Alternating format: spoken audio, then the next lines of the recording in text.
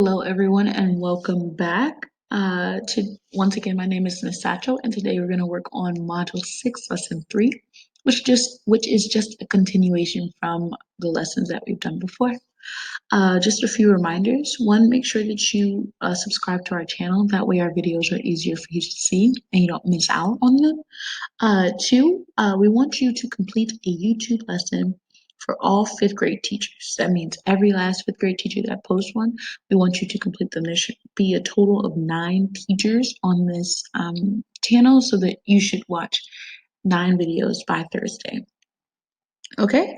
Number 3, there will be surprise videos that are going to be posted throughout the week. So please make sure that you check our YouTube page daily. You never know what that surprise may be.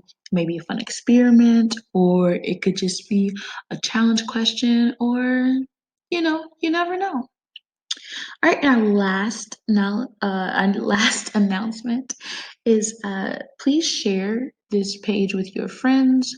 If that means that you message them on any social media account that you have, please make sure you reach out to your friends so that they are not missing out on this information as well. All right, all that being said, let's go ahead and get started. Our materials for this lesson today are the same as before, but I'll go over them just to make sure. If you have your green workbook, we are working in Module 6, Lesson 3 today. So go ahead and pause the video and turn to that page. I don't know what page it is off the top of my head, but I'm sure you can figure it out.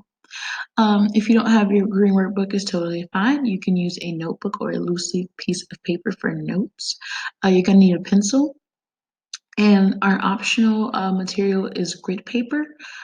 Because we're working on coordinate plane, it may be easier to use grid paper, but it's okay if you don't have it. It's just if you have it lying around somewhere, totally fine. If not, it's okay. Okay, and I included this GIF for this lesson because, math is important, and I love math. And when I don't get to do math every day, I miss it a little bit. Started. Okay, this is our objective for today. We are to name points using coordinate pairs and use the coordinate pairs to plot points. Our I will statement is I will be able to find points on the coordinate plane and put points at the right spots on a coordinate plane. So all the work that we've done with the coordinate plane so far has led up to this moment. Basically, what we're going to get today is a coordinate plane, and we're going to get instructions on how to label it, how to plot points, and pick out certain points that are already there. For this lesson, I do not have any vocabulary words because they're the same vocabulary that we've been using. So if you need a refresher, feel free to look back at your notes, look back at the other videos, make sure that you just have it in your mind because I will be kind of referencing them. Okay, so in our problem set today, we are going to work with this coordinate plane right here. Let me get my pointer so you can see exactly where I'm going. This coordinate plane right here, and the way that it asks us to label and figure out what's going on here is through these questions or these tasks. So we're going to take these one by one. I will let you know right now that it is a bit hard for me to do some of these on the screen, so I'm going to try my best to kind of keep up with what's going on. But if you can, I would like you to try to recreate this to the best of your ability. I would wait until we get our dimensions or the labels for our line before you create this. That way, even if you don't have the grid paper or this with you, you'll still be able to kind of follow along and see where things would be. Okay, so the first task of ours is to create an x-axis that passes through points A and B. Now, our x-axis is always going to be horizontal. So what it's asking us to do is locate points A and B and create an x-axis line that passes through those points. Okay, and that should look like this little blue line right there. The next tasks ask us to construct a perpendicular y-axis that passes through points C and F. So what we're going to do is find C and F. Okay, the way that they're kind of connected is through a vertical line. Okay, and that makes sense for our y-axis. Our y-axis needs to be a vertical line. That's the way that they are. And perpendicular just means that it runs through our A and B line. So that means they cross and make right angles. All right, so our line should look like this. All right. The next task is to label our origin as 0. Our origin, one, just as a reminder, is where our line starts. So the line starts, oh goodness. The line's gonna start in this little area over here. Sorry, it's being blocked. Okay, we'll get to it. Oh, one where you can see a little bit better.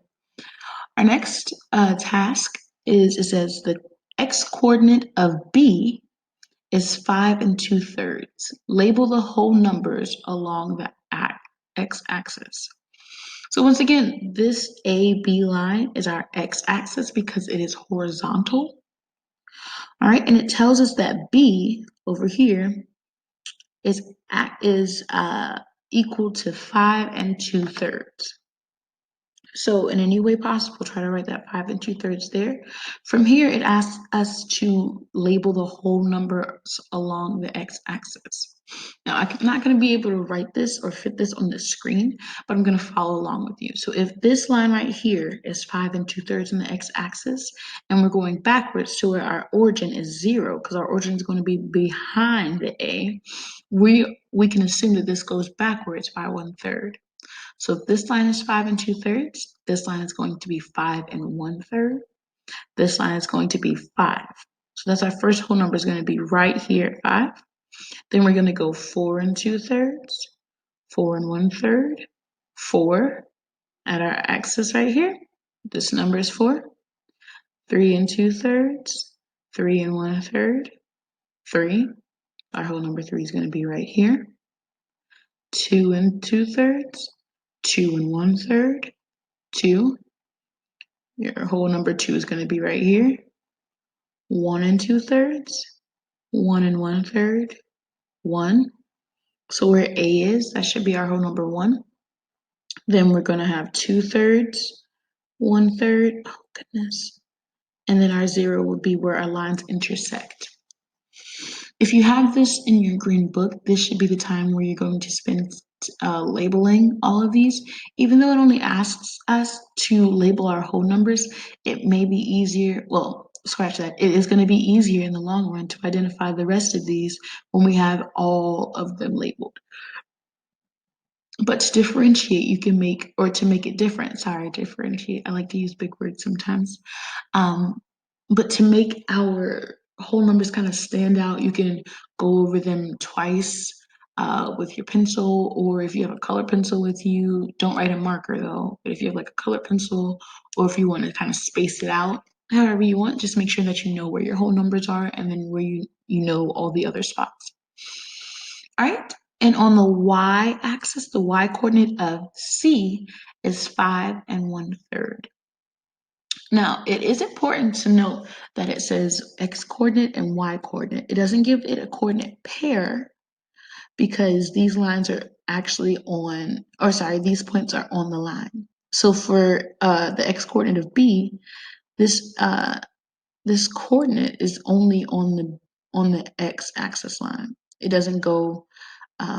It doesn't have a number besides the origin for the y, and the same thing for over here. So if we were to find a coordinate pair for this, if we were to write the coordinate pair for B, it would be 5 2/3 for the x coordinate, comma 0, because it doesn't go up on the y coordinate at all.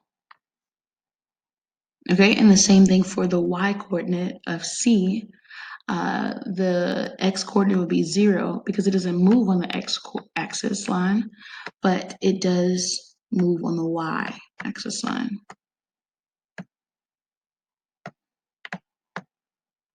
All right, it's not asking us to do that, but I just wanted to show you what that would look like. All right, so it says the y-coordinate of C is 5 and 1/3. Label the whole numbers along the y-axis. It's kind of cut off, but we can kind of see where it's going.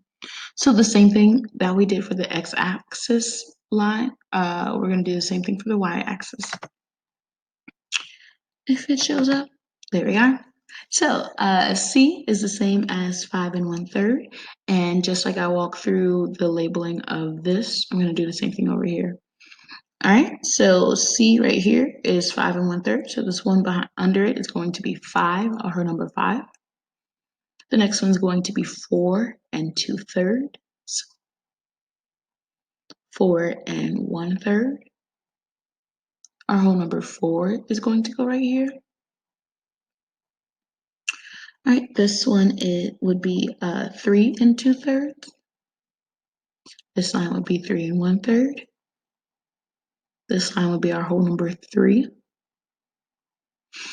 This line would be 2 and 2/3, which is where F is. So if you need that reference, that helps out a lot. This one would be 2 and 1/3, and this would be our whole number 2.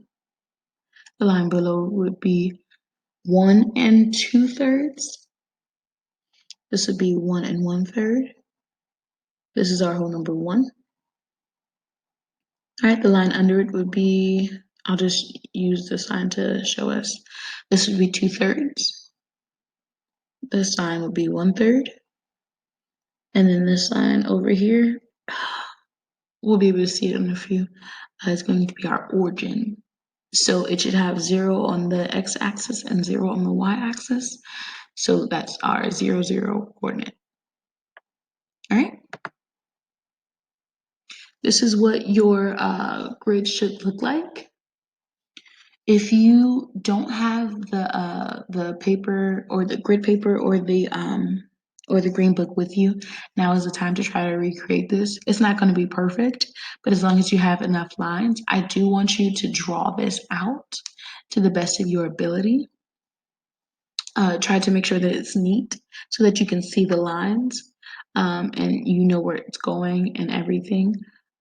So if you don't have the green book with you or any grid paper, or if you do have grid paper, go ahead and pause the video here so that you can create this, because from here we're going to continue to go in and finish the tasks that they ask us to do. Okay, and also your exit ticket, quote unquote, is going to rely on this grid as well. So however you can recreate that, so when you turn it in, I can see your work. Okay. Oh, wait, one more thing. This 0, goodness gracious, they don't like me. This is where it crosses. If you follow along to where you see the 0 on the x-axis, there should be a 0 where the that last line for the y-axis is. Where the lines cross, where they meet together, is our origin. Remember that. Keep that in the back of your mind when we see coordinate planes, because it's just important to know where you're going to start, because you're not always going to start at any point. The reason why we came up with these lines is because it asked us to, but it could have easily asked us to make this line up here, okay? Or it could have started our line at E, and E would have been our origin. Okay, so it's not always going to be at the corners of the page. It can be wherever they ask us to put it. So just keep that in mind, that wherever the two lines meet, where the y-axis and the x-axis meet, it's always going to be our origin. All right, so let's go into some more of these tasks that they've asked us to do. Okay, I think I should have the lines. Aha, my handy dandy lines, so we can kind of see where it's going. And I'll go back and forth between this side and the bigger one so that we can see it a little bit better. Okay, so it says identify all the points that have the x coordinate of 3 and 1/3. All right, let's go back. We're looking for, let's go back.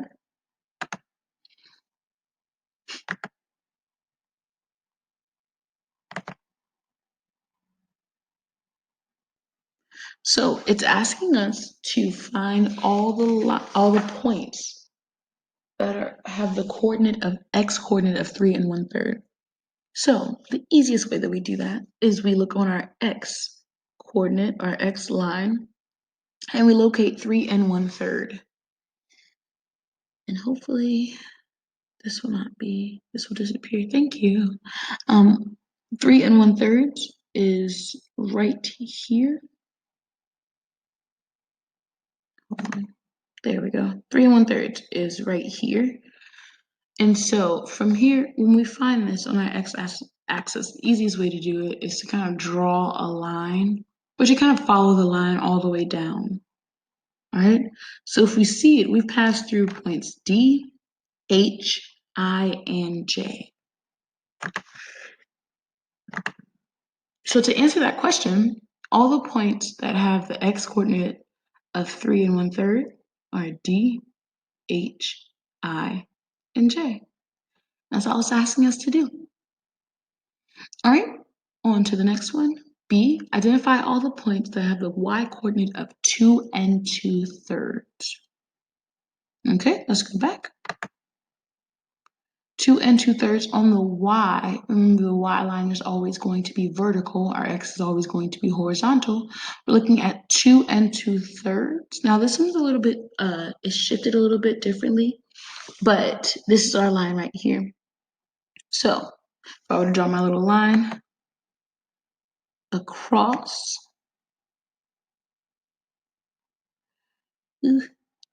I see points K, H, E, and F.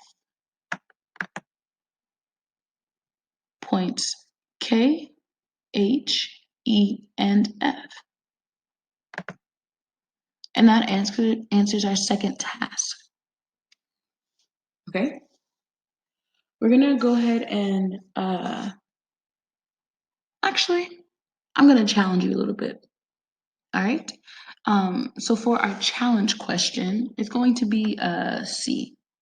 All right, and I want you to write this answer in the comments. All right, last time I forgot to let the comments on, but I'll make sure to keep them on for this video. Your challenge question, and it's going to be worded differently. Remember, it's a challenge. Hopefully you should be at home rubbing your hands saying, ooh, I love a challenge, because we love challenges. The question says, which point is 3 and 1/3 units above the x-axis and 2 and 2/3 units to the right of the y-axis? Name the point and give it its coordinate pair. Whoa, that's a big jump from A, B to C. But this isn't the first time that we've dealt with a question like this. So read it carefully. I'll read it one more time. Which point is 3 and 1/3 units above the x-axis and 2 and 2/3 units to the right of the y-axis? Okay, so for this problem set over here, we're looking at F and G. If you're following along with your green book and with your problem set, this is kind of where we're going to stop. Just because these are the ones that I feel confident that you can do on your own. Everything else is a little bit more complicated and harder to teach you from the screen. So for your quote unquote exit ticket for this lesson, I'm gonna pick two of these tasks from F and two of these tasks from G, and that's what you're gonna turn into your specific math teacher. Hear me that one more time. Your specific math teacher. So if you were in mine and Miss Beard's class, you're gonna send them to me or Miss Beard. Even if you are in Miss Courtney's class, you're going to send it to me, Miss Satchell, or Miss Beard. And the same thing goes for Mr. Matthews and Mr. Jones's class. Make sure that you send your work to your math teacher one more time, just because I want to make sure that you get it, because a lot of your ELA teachers have been getting your math work and they don't teach you math. So we have to make sure that your math work goes to your specific math teacher. Before I show you which problems you're going to do on your own, we're going to kind of go over, I'm going to give you an example from both so that you know exactly how to do it. If you just think that you know how to do it, then you can go ahead and get started. Why not do all of them, and then I'll tell you which ones that you have to, sorry, the ones you have to turn in. So I'm gonna go ahead and look at F, and then the first one, K. So it says give the coordinate pair for each of the following points. So the first one we're gonna look at is K. All right, so if we look at point K is over here. Now in my little grid over here, I don't have anything labeled. In your grid, you should have it labeled. So let's go ahead and go to a grid that is labeled. Haha, handy dandy grid.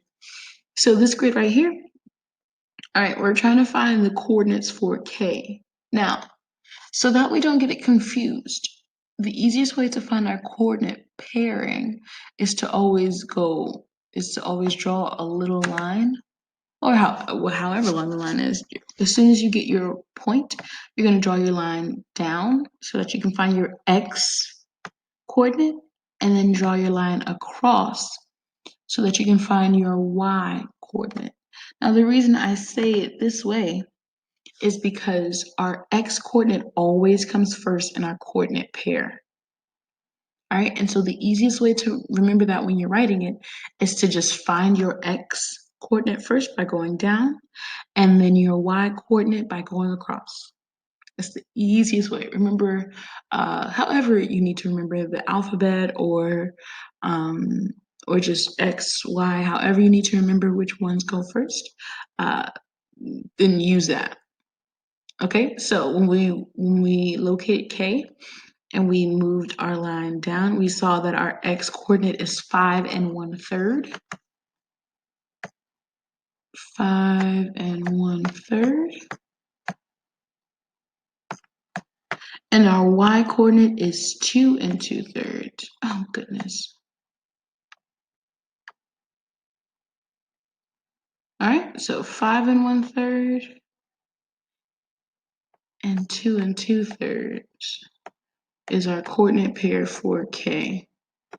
I'm gonna get better at writing at this thing, and once I do, it's gonna be fantastic. But until now, you're kind of stuck with my choppy handwriting through the screen. All right, so on your own, for your exit ticket, I want you to figure out the coordinate for I and the coordinate for B. All right, you're going to find out the coordinate for I and the coordinate for B. If you find out the coordinate for C and turn that in as well, that's totally fine. No harm, no foul. But all I'm asking you for this specific task is to find the coordinate pair for I and the coordinate pair for B. All right, let's go on to G. It says name the points located at the following coordinates. All right, I'm going to look at this one right here in the middle. All right, and on your own, you're going to do the first one right here and the second one and the third one. The third one's kind of easy, but it may be too easy. Is it? Dun, dun, dun. All right, so let's look at the second, our second coordinate right here. It says 0 and 2 2/3. What I like to do, because they don't do this for you, and sometimes it can be confusing when you're looking at a lot of numbers in parentheses. So what I like to do when I see a coordinate is I always mark where this is going to be. Okay, hold on. Let's try to make this smaller so that you can see it. So I know that the first number in our coordinate pair is always going to be on the x-axis. So I draw a little x. And then the other one, the second number in our coordinate pair is always going to be on the y-axis. So I draw a little x and a little y so I know where to look. Okay, so it says our coordinate pair for this specific point we don't know yet is 0 and 2 2/3. So that means that it doesn't really move to the right on our x-axis because it just stays at 0 where our coordinate is, where our origin is. But it doesn't stay where our origin is because it moves up the y-axis because it has a number for our y-axis. So that means that our point is going to be somewhere on the y-axis line. So the first number was 0, which means it's up and down. And our second number was 2 2/3, which means that I'm going to go up to 2 2/3, which once again is a little mislabeled. But right here, I'm going to see that point, and that point is F. So on in our little box right here, I'm just going to put the point F. Boom. Super simple, super easy. This is not a confusing thing. This is not meant to confuse you. It's pretty straightforward. Just asking you to find the points. The hardest part, the hardest part for me, is just the labeling and making sure that our labels are correct and our numbers are correct. Once you have that, you should be able to really understand how to find the coordinate pair and find the points based off of our coordinates. As long as we can recognize this and continue to work on it, it's just going to get easier and easier. And who knows, maybe we could play a fun little game using the coordinate pairs. I don't know. Okay, so that is going to be it for our lesson today. One more time, just to make sure, your math teacher should get your answers for. We've done K together, so your math teacher should get your answers for the coordinate pairs for I and the coordinate pairs for B, and then you're going to send them the points for 1 2/3 and 2/3, and 1 and 0. Okay. All right, well, that is it from me today. I hope you have a wonderful Monday and enjoy the rest of your day. Thank you.